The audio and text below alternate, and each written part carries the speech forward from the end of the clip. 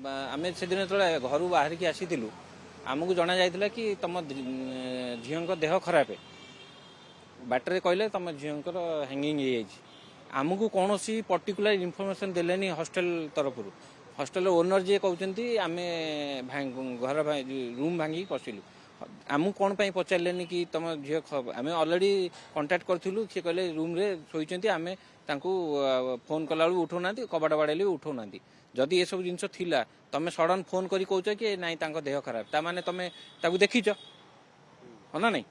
कि देखला आमको जनाऊच कि अधघंटा पर तुम कौच कि नाई सी हैंगिंग कर आम आसी पहुँचला से कौन देखा दर्शन ना से भांगिले आमर जो इन्फोसिटी थानार वाकिंग डिस्टेंस रोचे से हॉस्टल हॉस्टल हॉस्टल फोन भी करि पारथांते कि नाई ये भलिया केसेस होइछि आम पुलिस को डाकी उपस्थित भांगी था तार कौन भिजुआल ना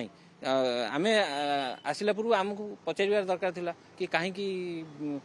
से भांगीदे एमती आम हॉस्टल वार्डन आ ओनर से ही जानी से इंट्रोगेशन करागले सब सत्य आसीज सामना लास्ट वीडियो 25 रे जने क्रिसमस रे केक करी सेलिब्रेशन करूची खुशी रे छुट्टी छुट्टी पई अप्रूवल कर 26 रे अप्लाई करछन छुट्टी पई 31 को जीवा पई जने खुशी रे कोन पई सुसाइड करिया जीव एटा केबे संभव नुह एटा बिल्कुल क्लियर कहूँ एटा मर्डर केस एथिरे कोनोसी संदेहजनक नाही ऑलरेडी मु पुलिस कमिश्नर सहित देखा करछि आश्वासन देइछन्ति कि पुलिस ये case already DCP special crime unit को संपिछन्ति एटा भी स्पेशल इन्वेस्टिगेशन होउछि से मते आश्वासन देइछन्ति आ से अपडेट हेले आपण भी जानि परिबे।